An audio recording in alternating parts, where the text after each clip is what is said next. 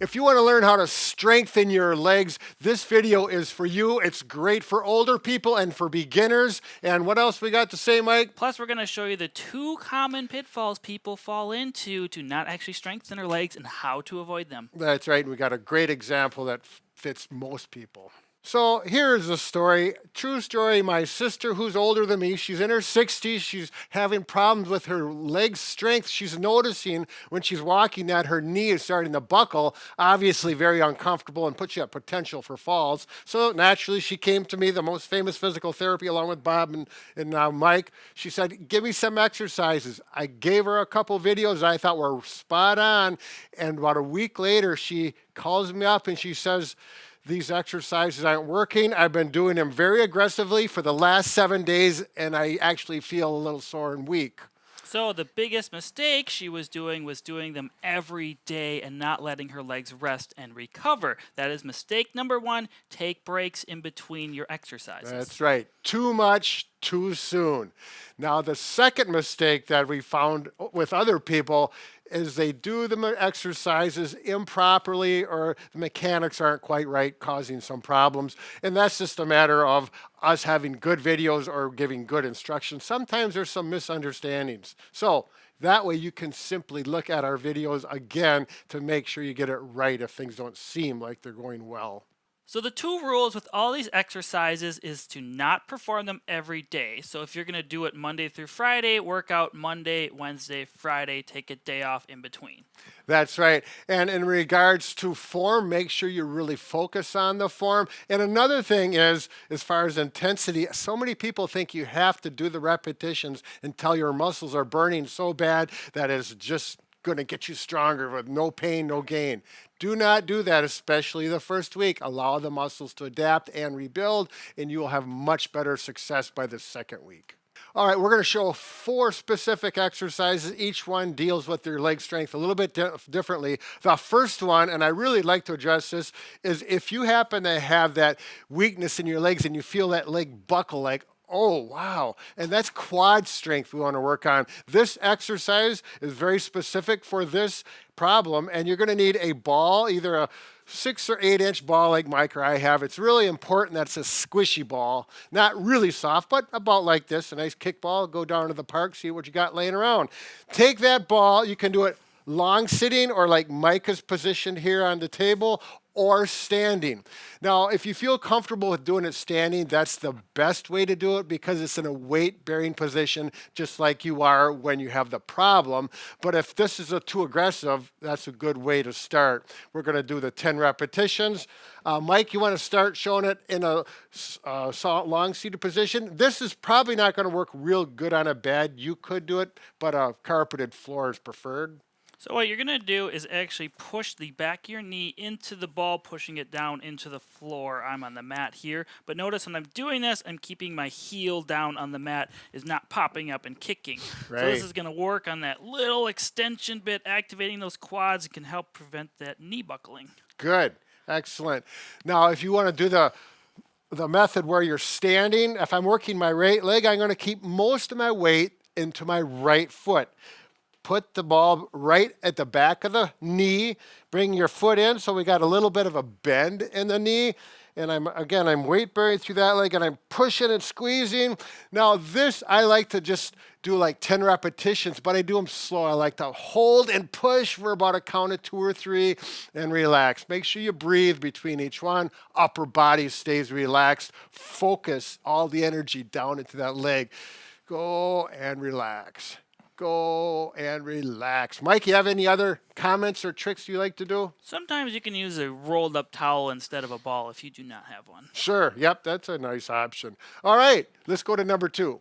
Now, the next one we're going to do is sit to stands is actually, in my opinion, kind of an earlier beginner's version to doing squats. Use a chair, and it works very well. If this is too easy, you can progress to the next one. Go ahead, Mike. Tell them how to do it. Mechanics is really important on this particular one. So it's good to get your butt to the edge of the chair before you stand up, making it a little easier. Notice I have a slight lean forward. For beginners, if you struggle without using your arms, you can certainly use your arms to push up, stand all the way up, reach back and control yourself on the way down. Do not stand up and flop back down. You're not really strengthening your legs.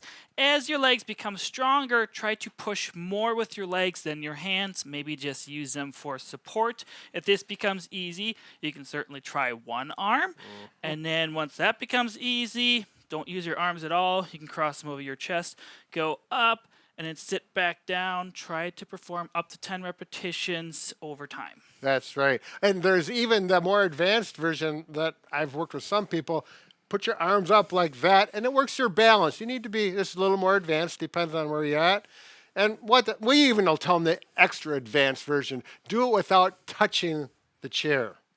Go ahead. So you're going to go down, let your buttocks get within 2 inches of the chair, and come back up.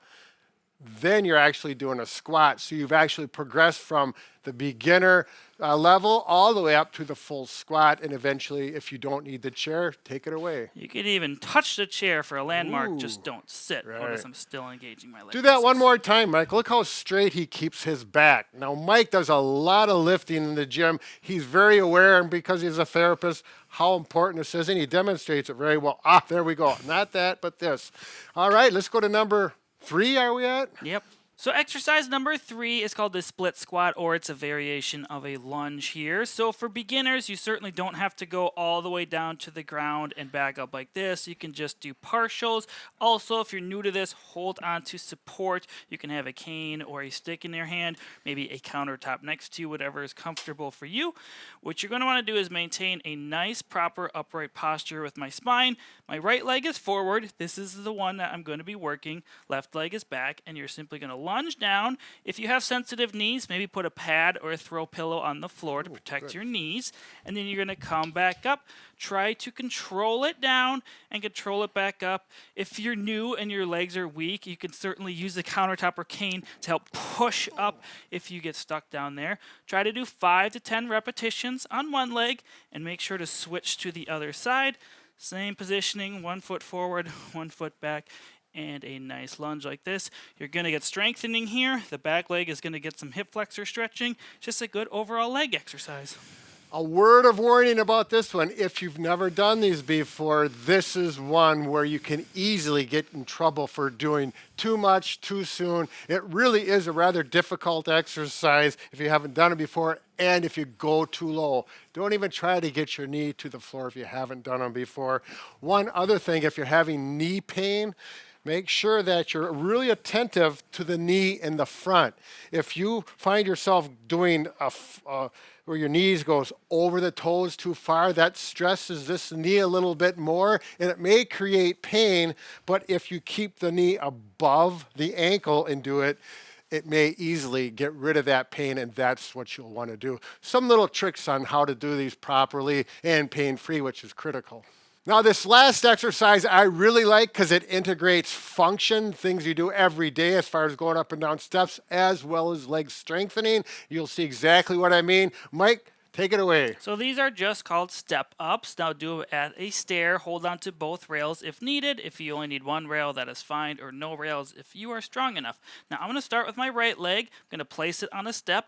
I'm going to step up just to that step, and then bring my left leg back down, keeping my right leg up here.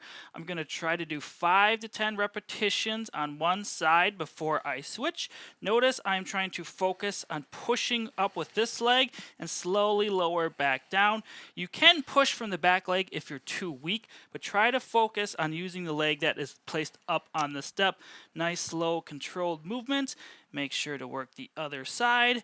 If you feel like you get too tired doing too many reps on one leg at once, you could certainly go left leg up, then right leg up, then you feel like you're in a jazzercising class or something. You would know, Mike.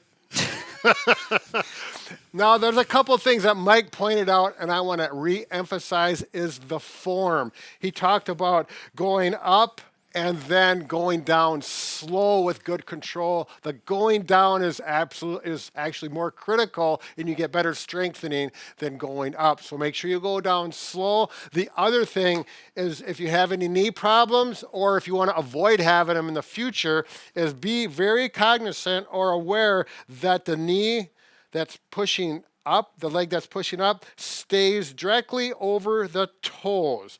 Now watch what happens. This is a tendency for a lot of people, is the knee wants to go in this way, and then it comes back up once they get up. That stresses the knee joint quite a bit, and you do not want to do that. So really be aware of that, and coming down slow, you'll have great success with this, and you'll get stronger, noticing hill climbing, steps, and those types of things much easier. Yes, it's a very functional movement, good for any age. You can't go wrong with the step-ups. All right, so again, remember the two big mistakes and avoid them. Avoid too much too soon, too many reps, too much intensity, as well as good form that we talked about. And we've got another video, Mike. If you want to check out more videos on leg strengthening exercises for seniors, you can click on the video link on the screen. There you go. Bob and Brad, the two most famous physical therapists on the internet.